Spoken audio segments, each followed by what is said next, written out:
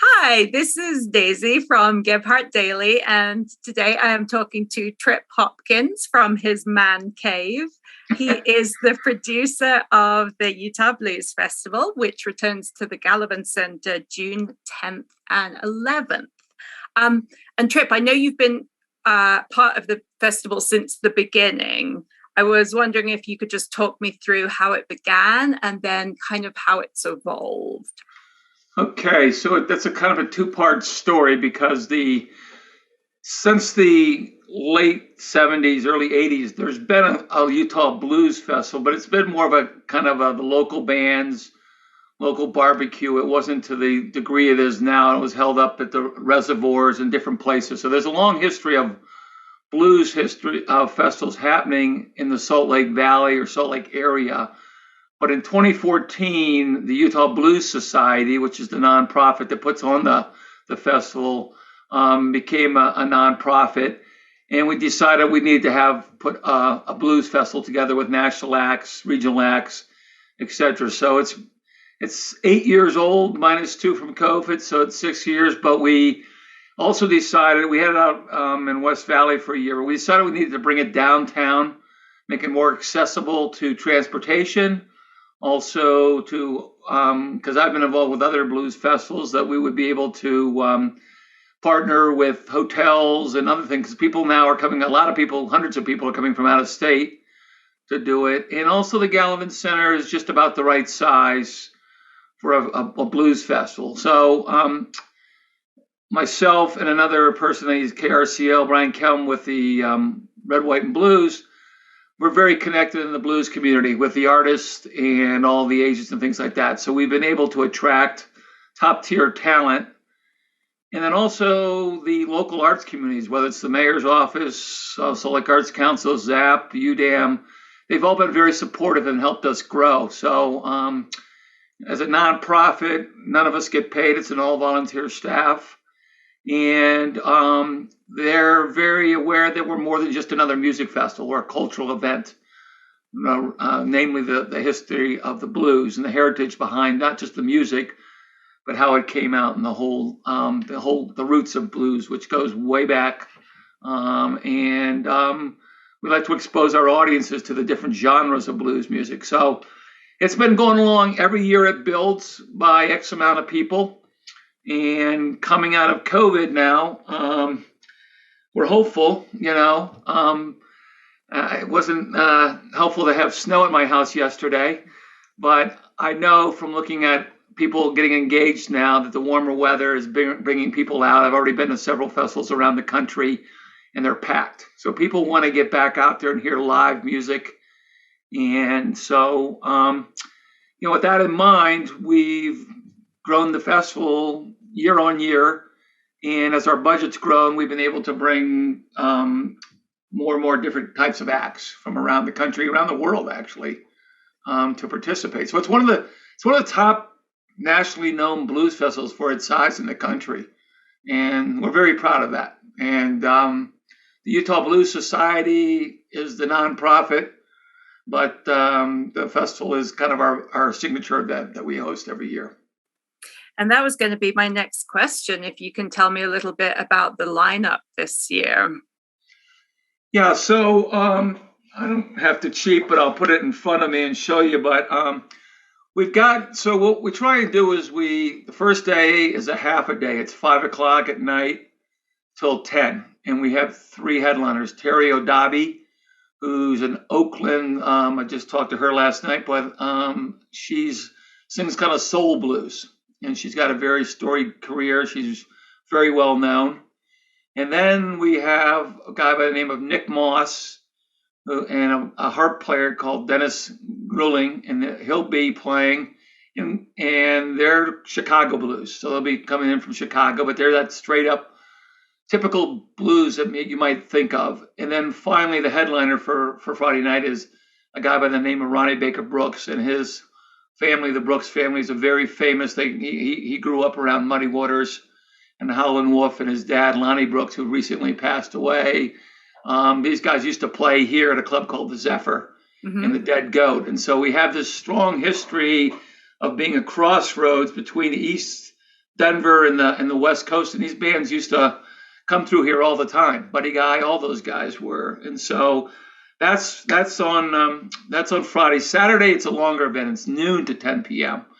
So we're starting off with a local artist, Eric Heidelman, who people know around here, but we wanted to support. His career's just getting going, and I was going to say, isn't he? I was looking at his bio. He's like 22, right? Yeah, I think he might have just turned 20. He's very active in our Blues in the Schools program, where we go into schools and give out free harmonicas or help build cigar box guitars. But Eric has been incredibly supportive of that, and we really want to support him by giving him an opening shot playing along these national and internationally known blues stars. And then there's a husband and wife, the Bennett Mateo band, and Jade Bennett and Gino Mateo is a very famous guitar player, played with all sorts of people. And they'll be bringing kind of a younger, kind of a roots blues type to the festival, and we're really looking forward to it because he leads into a very famous younger blues artist by the name of Marquise Knox, who's coming here from St. Louis, and he'll actually be playing guitar with Marquise. And that's one thing that's also unique about our festival. A lot of the artists that are coming will play with the other artists on the band, and that's unique to this festival, that these people will call up somebody that's already played or that's coming up to sing with them, and that exposes a lot of people that haven't seen the blues to say, wow, this is kind of weird. It's just one band after another, but some of these bands are coming up and joining. And so after Marquise, a young lady by the name of Vanessa Collier from Philadelphia, Berkeley School, saxophone player, very hot band. They'll be coming in next. She's one of the hottest players out there right now. She'll be playing. And then after that, Curtis Salgado, who will be coming down from Portland. His name is world famous. He just won another 2022 Blues Music Award just the other night for Soul Singer of the Year. And then we'll be finishing off the festival with Ruthie Foster, who's known by everybody, and she's she came from gospel and roots music, and she'll cap off the festival this year. And usually the festival caps off with all these artists kind of getting together and playing at the end. So it's then Saturday afternoon, you've also got a harmonica workshop, right? Correct. So Nick Moss and Dennis Grueling will be doing that, and we'll be giving away 150 free Horner harmonicas that look like this, and which we get to the kids, but there'll be a free harmonica. So it's always popular, always doesn't sell out because anybody that has a ticket gets in free, first 150 people. And a lot of families come, bring their kids or whatever, but either way, you're going to have two nationally known artists who are going to be playing the night before, doing kind of a demonstration of different styles of harmonica, as well as teaching the people in the audience a few licks. And those are very popular. It happens almost every year. And we also hope to have our cigar box making workshop earlier in the day, which will be a much smaller one, but again, open for free to participate. And are they open for beginners? You don't have to have had experience on the harmonica? No experience whatsoever. You just walk in, and the whole thing about music is you just expose people to it. When we go into the schools and middle school and stuff, most of these kids haven't had a harmonica. A lot of them, music isn't even in the classrooms in a lot of cases anymore. And so by teaching not only the history of the blues to them, we also give them music and bring musicians into the classroom to teach them. So it's kind of an extension of what we do, our Blues in the Schools program, which is an internationally known program. And then what else? Are there any other things that are important to know about the festival that people should know? What we try and do, we have vendors, we have nonprofits. So there's several nonprofits that will be there, whether it's animal rights or the Juneteenth people that do the festival the week after.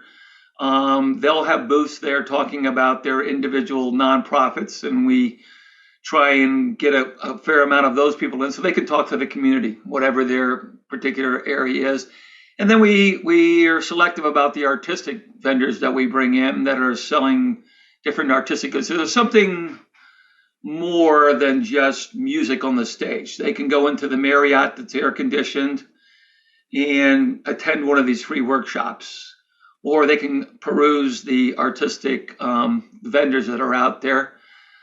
Another thing I'm very proud of this year is we're almost going to be not 100% sustainable, but last year, the last time we had it, we will not sell any single-use water bottles, plastic water bottles.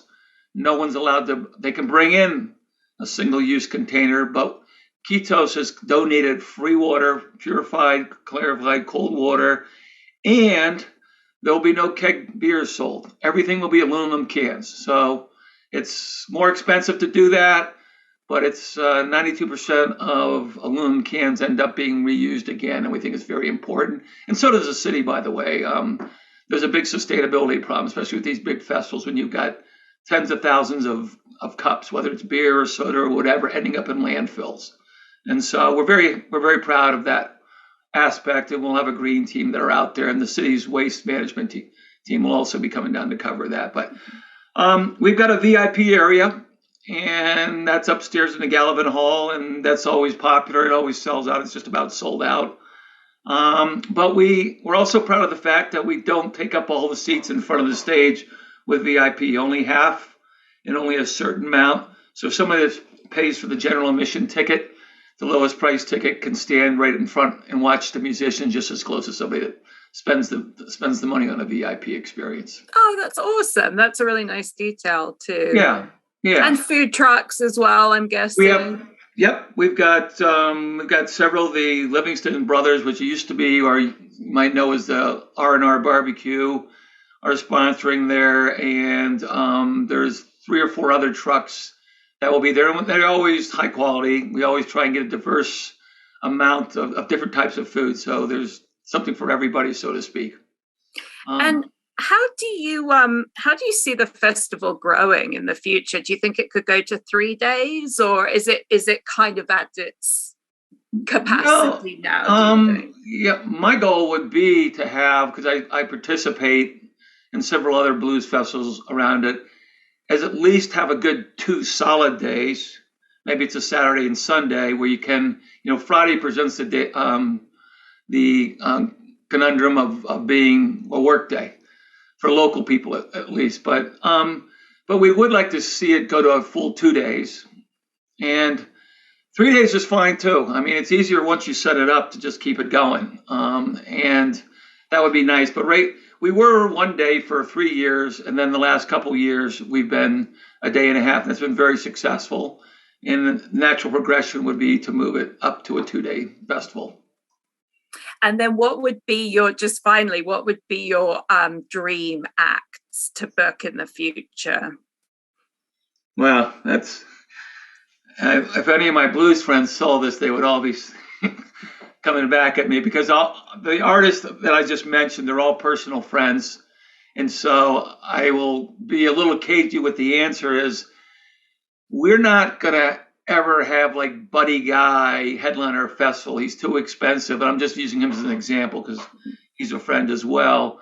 But we have that next level down of artists, and there's a bunch of different ones. And we try, we try to feature up and coming acts along with established acts. And it's no secret that a lot of the older blues musicians have passed away or are getting older. And so you've got this whole renaissance of younger musicians coming up. And so, and I'll be just to brag a little bit, we've had a lot of those people, the Samantha Fish, Danielle Nicole Kingfish. These guys all played at our festival well before. They've all won multiple blues music awards now. So we try and put together a festival that represents genre blues, so that somebody says, oh, that's blues music, that's this or that. We try and show them soul blues, Chicago blues, roots blues, blues rock, and that way. So it's a little evasive there. I mean, I've got personal favorites, but again, and Ronnie Earl and Sue Foley were here last time, 2 of my favorite people, and they close it out. We've been very lucky, and part of that is the personal relationships that we have with the artist and the reputation, quite frankly, of how the artists get treated at this festival. They all stay in the hotel that overlooks the Gallivan. And so one thing that's different this year, I'll just add, is Mitch Woods, who's a famous piano player, does a piano bar. We're going to have a piano bar inside the Marriott at the end of the festival for a few hours. So, and that will be kind of a lot of the artists that are staying in the hotel, and the attendees will also be staying there. A lot of those artists jam, so they'll come in and do it after hours, kind of a low-key thing, so kind of a way to unwind from the show that's gone on to more of a kind of a chill scene, so people can do their thing. So, and it kind of sounds to me like, from what you're saying, that even if you're a music fan but not necessarily a blues fan, or you don't know a whole lot about blues music, that this is kind of a great like smorgasbord if you want to come for a day and kind of check out some of the different styles and stuff. Daisy, I'm glad you asked that question, because that's something I always tell, because there are some people that think that only blues people like this music. And I would say 50% of our audience are not traditional blues fans. You could name people and they wouldn't know, but there's so many people that have played here that we just know that people will like the music. And the ultimate test is you just look out on the crowd and their hips are shaking, the families are having a great time, the kids are loving it, and the traditional blues fans are loving it. So, I mean, 3 of the top blues photographers in the world are coming to the festival because of the lineup, and also because how chill the festival is. It's not packed in with 15, 25,000 people like some of the bigger festivals. And so that's important to us. That's important that we have that reputation. And for more information and tickets, it's utahbluesfest.org, right? That's kind of a one-stop shop for everything. You can do everything in there. Yep. And and it's and it also tells you there's little stuff about all the artists in there. And we're getting, and I appreciate the opportunity to talk to you about the festival, because it's important. You're gonna see a bunch of UTA buses running around that are wrapped with our thing. We're trying all sorts of new marketing things this year, but just to get the word out, to let people know that live music is coming back. And I'm very connected with like the state guys that run the state room and the Commonwealth, and people are just getting comfortable going back out to clubs, and especially outdoor festivals. And this is really the first big outdoor festival happening in downtown Salt Lake since the COVID pandemic. So, well, I really appreciate your time, and it sounds so exciting. You've got me really eager to go to it now. Well, I hope you come down, and I hope you come down and cover it, and you know how to get a hold of me. But and I will say one other thing. We've offered free tickets to any teacher that wants to come down and attend this year's festival, and we do it. We're doing it because of what they've been through, I think. And it's just really, it's emotional what they've been through over the last couple of years. And having a good blues concert, I think, is a great reward. And we're working with the city's mayor's office and the teachers that are in the Salt Lake City School District to get that word out. And so we're also proud of that, because I think it's a great give back to the community. And they can also get the tickets. We give away lots of tickets to underserved communities of color, but we've also connected in with the equity officers team at the city, who are helping us get to those communities that maybe we traditionally couldn't get to, because we think it's important. And if you're a teacher and you're watching this, should they just reach out on the website? There will be a communication coming through the Salt Lake City School District to those teachers to get access to those. Okay. So, amazing. Yeah. Well, thank you so much for your time. And I will give you a shout as soon as this is up. It should not be too long. And I appreciate you chatting to us. Yeah, if you need any updates, we also have Facebook pages at the Utah Blues Fest Facebook page. And that's where we have more daily stuff going on. The main web page just kind of tell you the specifics. But thank you so much for the opportunity to plug our festival. And I hope this works out. Have a good rest of your day, Trip.